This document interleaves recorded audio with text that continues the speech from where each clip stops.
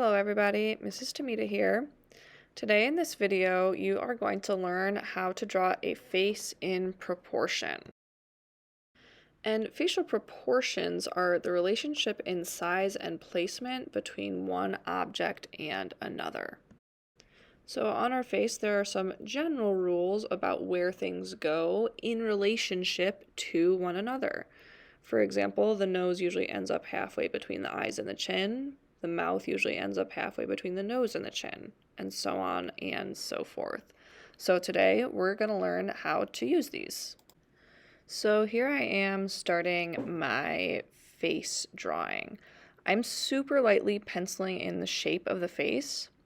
In general, it'll kind of be like an upside down egg shape, getting a little narrower at the bottom. But some people have different shapes. Some people's heads are more round. Some people have more like square jaws. There's lots and lots of different shapes that this could be. So now I'm going to start making my proportion lines.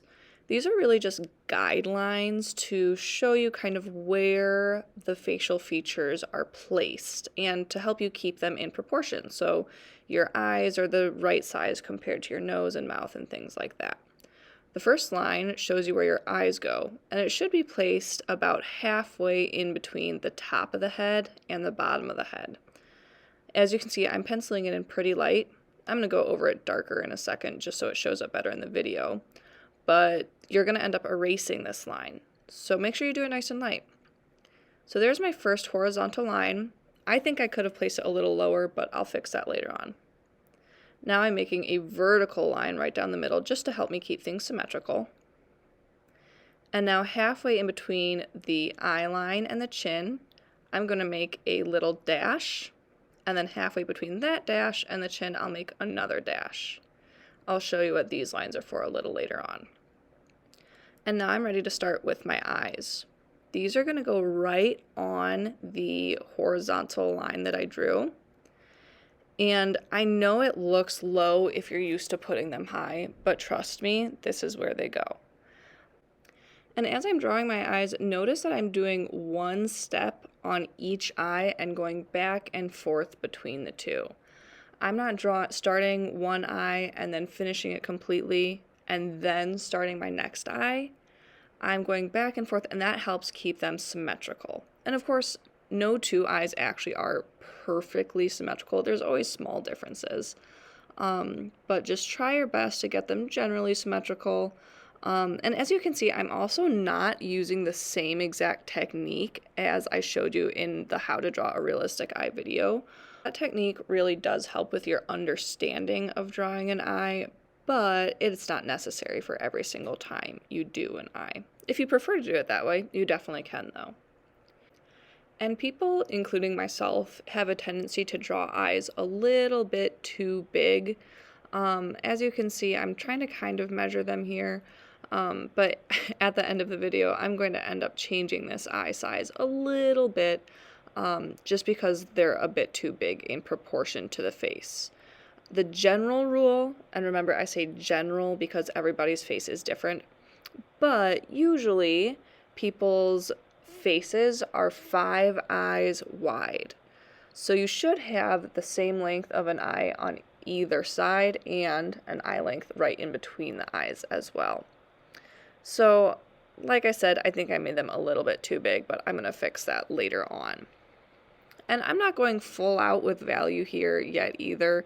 I'm just trying to get my main details in and get it laid out just to make it look a little bit more complete. Okay, now that I'm pretty much done with my eyes, I'm ready for my nose. So that first dash that I made halfway between the eyes and the chin, that is where the bottom of my nose should touch. So I am going to follow the same technique I showed you previously on drawing a nose. I'm starting with a main circle in the middle and then 2 smaller circles on the sides as my guides. And I am going to fill in value and kind of accentuate those parts accordingly. Again, I'm not spending a ton of time getting this perfect right now, more than anything. I just want to figure out where things are going. And there is my nose, and now I'm ready for my mouth. So this last dash is going to be the guide for my mouth. This is one that some people teach differently. Some people teach that the dash should be the middle of the mouth, and some people teach that the dash should be the bottom of the bottom lip, like the bottom of the mouth. I tend to use it as the middle of my mouth, but different people do things differently. Different people have different faces. So really, like I said before, these lines really are just guides. They are general rules, not anything hard, fast, or specific. And as you can see, I'm drawing lines that go straight down from my pupils. That will give you the width of your mouth. So your corners of your mouth generally line up with your pupils. It might feel really wide at first. When I first penciled in my lip, I had it much narrower, but once you get it completed, it'll look a little bit more correct. So I'm following the same advice that I gave you in my mouth drawing video. I started with the middle line, and then I kind of filled in the lips, and next I will do value. But I got a little distracted touching things up on the face because I realized that the eyes at this point looked very big compared to everything else. So here I am just kind of fiddling with the eyes a little bit, making some minor changes and tweaks, and now I am back to my mouth. So here I am just kind of filling in those values like I did in the How to Draw a Mouth video. Remember, everybody has different mouth proportions. Sometimes we have really full lips, sometimes we have thinner lips, sometimes we have one full lip and one thin lip, sometimes they're right in the middle. It really all just depends on the person. There's no one right lip fullness or thinness. And it's okay if you don't have time to get really into the value today. Our goal, more than anything, is proportions and placing things on the face. So now I'm done with my lips and I'm ready to move on to some other areas of the face. And we will solve the big forehead and the earless problem once we add hair and ears, don't worry. But first, right now I'm just touching up a few things, and then I'm going to show you where different values will go to show the real form and shape of the face. So one major part is going to be right underneath your cheekbones.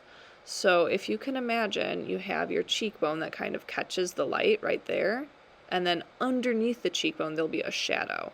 So you just want a little bit of shading and value underneath where your cheekbones would. Not too much, otherwise you'll look a little bit skeleton-y. And I'm also going to show where the chin is by adding some value kind of around a circular shape, because your chin is kind of a spherical or cylindrical shape. And now I'm showing where it's called the Cupid's bow is. I show how to do this in the How to Draw a Mouth video as well. And I'm adding a little bit of value around that area of the lip. And now I'm adding just a tiny bit around the sides of the face. I'm imagining that the light is coming directly from the front of the face in this portrait, so the sides of the face would be a little bit in shadow. You'd also have shadows kind of around your eyes as well, because your eyes are in your eye sockets, so those would be in shadow. And the last place will be the forehead, but before I do that, I'm going to block in some hair. So I've decided that this person is going to have short hair, and you do not need to be doing the same hairstyle as me right now. You could definitely choose your own. I'm going to include in the video notes for this video a link to a how to draw hair video. So you could choose any from there, or if you already feel good about how to draw hair, you can add your own. It's kind of important to add ears before you do hair though too, because your hair grows down in front of your ears and that kind of informs it. And the general rule for ears is that they are level with the top of your eyes and the top of your mouth. So that's the length of them. And when I draw ears, I don't get too worried about detail. I make a form that kind of swoops in and out, and then I just add some value and a couple of lines to show detail at the top and the bottom.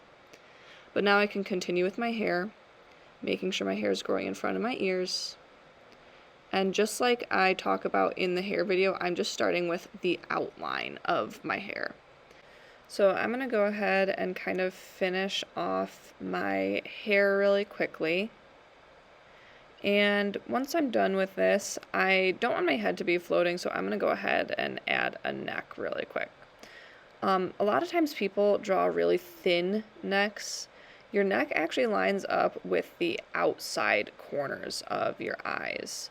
So straight down from the outside corner. And I think I even made mine a little bit too thin at first, but I'm going to fix that a little later on. And then your neck is just kind of a cylindrical shape, so if you want to add value to that, you would add shadows on the sides, and then there'd be a cast shadow from your chin and jawline onto your neck, so you'd have a darker area there. And this is where I could have ended, but I don't know if you remember at the beginning of the video, I said that my eye line was a little bit high, so I'm going to go ahead and lower my eyes really quickly. And there we go. It's not a very noticeable difference, but I feel like it's a little bit more in proportion.